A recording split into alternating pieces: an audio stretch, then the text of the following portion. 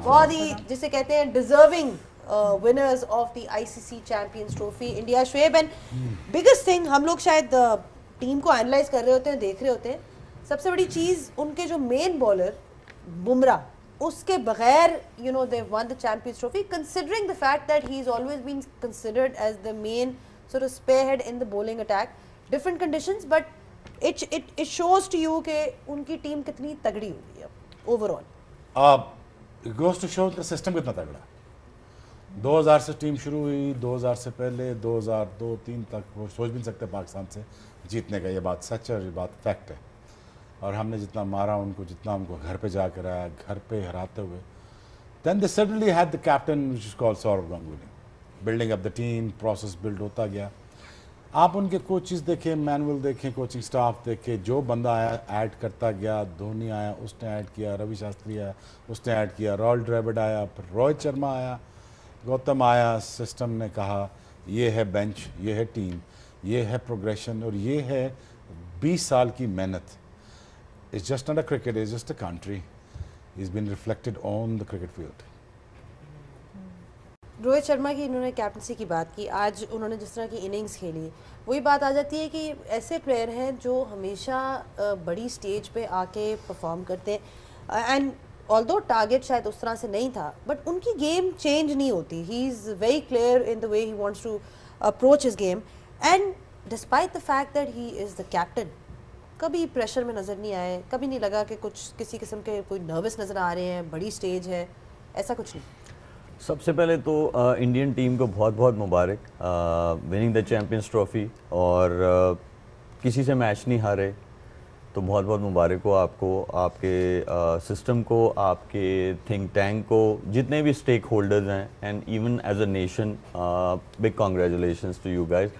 अब आ जाएँ रोहित शर्मा की चाहे बैटिंग पे बात करें चाहे लीडरशिप पे बात करें देखें सिंपल फॉर्मूला उन्होंने अपनाया था 2023 में जब वो फाइनल हारे थे आफ्टर लूजिंग अर्ली विकेट्स उन्होंने मीटिंग की उन्होंने कहा that's how we gonna play उन्होंने अपने लिए डिसाइड किया फिर उन्होंने टीम के प्लेयर्स के लिए डिसाइड किया और वो उस पर उन्होंने काम करना शुरू कर दिया। अब उस चीज़ की उस मीटिंग के जो ग्लिम्पसेस हैं वो अब आपको नज़र आ रहे हैं एक आपको 2024 में नज़र आया वर्ल्ड T20 टाइटल एक आज आपको नज़र आया चैम्पियंस ट्रॉफ़ी का वो देखें। अब इसकी अगर थोड़ी बैकग्राउंड में चले जाएं तो वो ये है कि जब आप कोई चीज़ डिसाइड करते हैं या आप कोई चीज़ ठानते हैं तो फिर उस पर आपको स्टिक रहना पड़ता है उसके रिजल्ट्स आपको नज़र आते हैं जो कि हमें नज़र आ रहे हैं और ये प्राइम एग्जांपल है।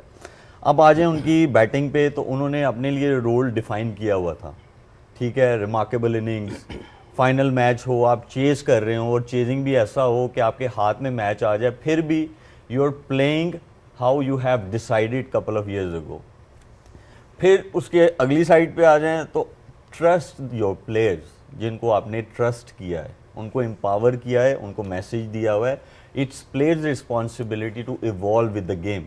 इसीलिए आप उनके इंटरव्यूज़ में भी देखें तो वो आपको क्या कहते हैं वो एक ही चीज़ नज़र आती है that I have full faith in my players. ये बहुत इंपॉर्टेंट है फेथ भी है और उनके पास स्किल्स भी हैं जो उनके प्लेयर्स हैं और उनको बनाया भी गया है उनको प्लेटफॉर्म्स दिए गए हैं जहाँ पे उन्होंने वो स्किल को इम्प्रूव किया है प्रेशर में कैसे डील करना है तो उन्होंने एक प्रॉपर होमवर्क करके जो है यहाँ आए हैं इसलिए अनबीटन है। उन्होंने सेकंड बारी भी ली उन्होंने पहली बारी भी ली उनको बीच में दूसरी टीम्स ने प्रेशराइज भी किया उनके आउट करके भी किया उनको अच्छे जो है बैटिंग में भी प्रेशराइज किया उनको but they were keep coming back in a game और सारे गेम्स में आए। तो वो इसीलिए आप आते हैं कि जब आपका होमवर्क पूरा होता है और जब आपने पूरी प्रिपरेशन की होती है इसीलिए मेरे ख्याल में वो आज टीम जो है वो इस जगह पे खड़ी हुई है।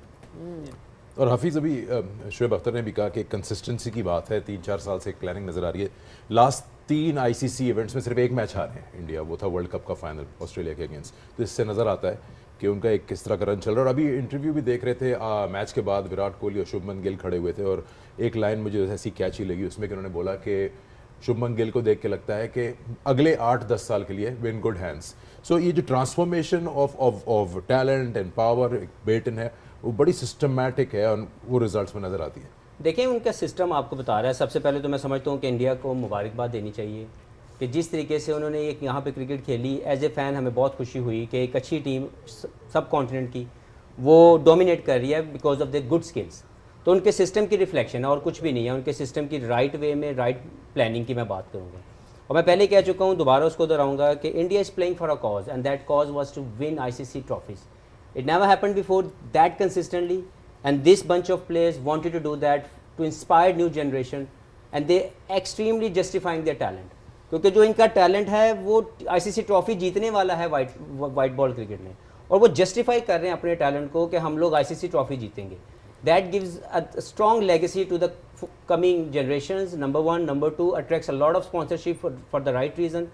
Number three, अगर आप इनकी ओवरऑल इनकी पूरी ग्रोथ की तरफ जाएं तो ये एक कंप्लीट विन है as a team, not as individual.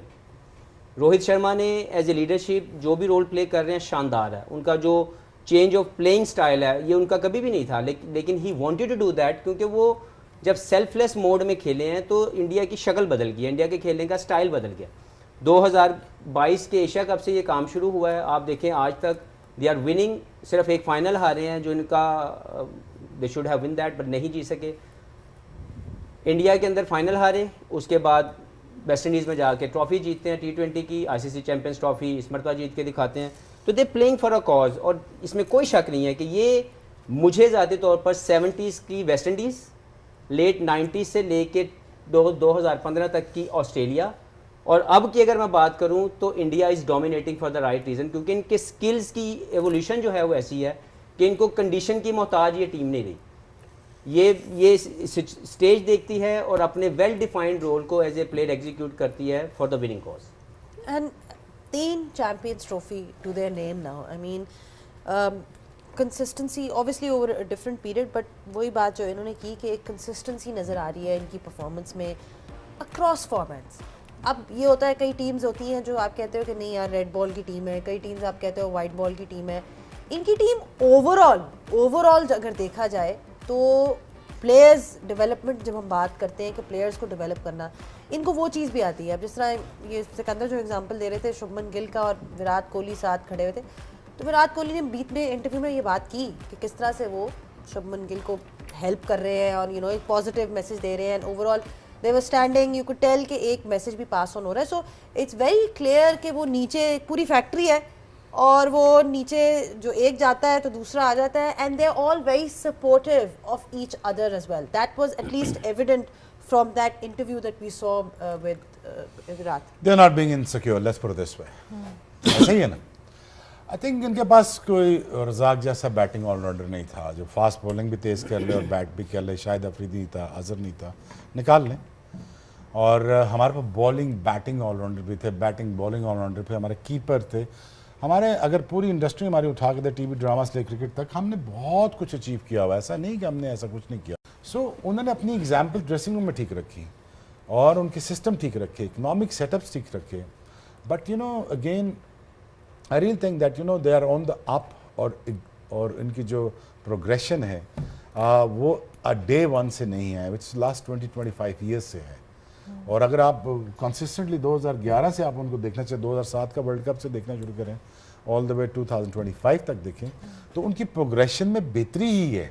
कहीं ऐसा कुछ डाउनफॉल आप नहीं देखा जहाँ पे आप कहें यार वो गिर गए हैं, गिरे नहीं हैं, वो ऊपर ऑन द अप ही हैं।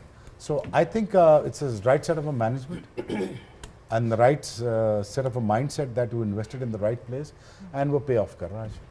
ठीक है, कहा जा रहा था कि जी नो ट्रैवल एडवांटेज है, नो ट्रैवल एडवांटेज है, तो ये तो अगर लाहौर में खेलते तो ये वहाँ पे भी जीत जाते।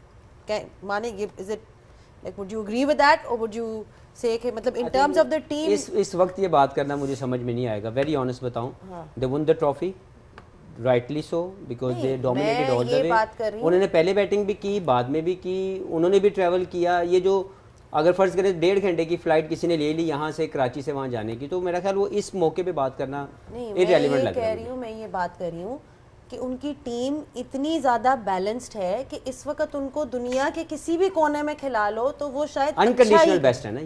ये एक बात ये हो रही है कि वुड यू थिंक कि उन्होंने अपनी बेसिस इस तरह से कवर की है, टीम डेवलप ऐसे की है कि venues are now not important, it's credit to them. देखें, या तो सिर्फ अगर उन्होंने क्रिकेट इंडिया में जीती हो या UAE में जीती हो तो फिर आप बोल सकते हैं यार दूसरे वेन्यूज़ पे भी खेलना चाहिए था। उन्होंने तो ऑस्ट्रेलिया को ऑस्ट्रेलिया में जाके हराया है, उन्होंने न्यूजीलैंड को न्यूजीलैंड में, इंग्लैंड को इंग्लैंड में जाके हराया है, साउथ अफ्रीका को साउथ अफ्रीका में जाके हराया है, तो पीछे तो कुछ बचा नहीं है।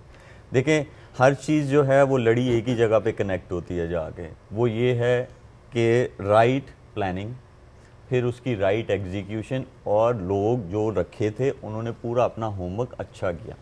पहले आपको केपेबल लोग रखने हैं, फिर उनकी आपने सुननी है, क्योंकि केपेबल लोग ही आपको प्लान बना के देते हैं ना। ऐसा तो नहीं होता कि जो चेयरमैन है वो रखेगा लोगों को और चेयरमैन ही जो है वो, ऐसा नहीं होता है, बिल्कुल ऐसा नहीं होता। अगर आप जब केपेबल लोगों को रखते हैं तो फिर वो उनकी रिस्पॉन्सिबिलिटी होती है आगे से रिजल्ट्स प्रोड्यूस करना। उन्होंने लॉन्ग रन दिया, राइट लोगों को लेके आए, फिर उसके बाद उनको रिजल्ट्स जो हैं वो अब जाके नज़र आ रहे हैं। देखिए, ये बड़ी आसान चीज़ें होती हैं, ऊपर ऊपर से कहना जी उनका ट्रैवल नहीं हुआ। मैं मानता हूँ कि ट्रैवलिंग जो है वो आपको इरिटेट करती है, फ्रस्ट्रेट करती है, वो होता है, बट लेकिन जब आपके पास क्लैरिटी होती है तो उस तरह आपको नहीं करती किसी भी एथलीट को, क्योंकि आपको पता है कि आपने ये चीज़ें करनी है। तो अगर इसको उस चीज़ के साथ मिलाना, जैसे लास्ट टाइम आ गया था कि बॉल के अंदर जो है जी चिप डली हुई है, तो ये भी वही मैं इसको बोलूँगा कि ये ऐसी कोई चीज़ नहीं है, सिर्फ ये है कि आपने you got to play good cricket and they have played good cricket throughout the tournament. और उनके देखें, उनके जो प्लेयर्स हैं, लीडर तो नहीं ना आके उसने बॉलिंग की, अगर दो बैटर्स अच्छा खेल रहे थे, उन्हीं स्पिनर्स ने आके बॉलिंग की ना, दे वर कंसिस्टेंट। जो बाकी के स्पिनर्स ने स्ट्रगल की यूएई में जाके, वो कंसिस्टेंट नहीं थे। आज भी अगर आप देखें रचिन को या आप उसको सैटनर को भी देखें, दे वर इनकंसिस्टेंट। कभी वो बहुत ज़्यादा आगे बॉल कर रहे थे, कभी वो बहुत ज़्यादा शॉर्ट बॉलिंग कर रहे थे। उनके स्पिनर्स जो हैं इंडिया के, वो कंसिस्टेंटली जो है एक अच्छी जगह पे बॉलिंग कर रहे थे थ्रू आउट द टूर्नामेंट, इसीलिए उनको वो सक्सेस मिली। और देखें, ये जो जसवाल की बात की आपने, या जो उनकी T20 की टीम है, वो बड़े टैलेंटेड है, बट वो लॉन्ग रन के लिए अभी वो उस तरह नहीं है। तो वो मंजे हुए प्लेयर, ओडीआई क्रिकेट जीतने के लिए आपको लॉन्ग रन के लिए स्किल चाहिए।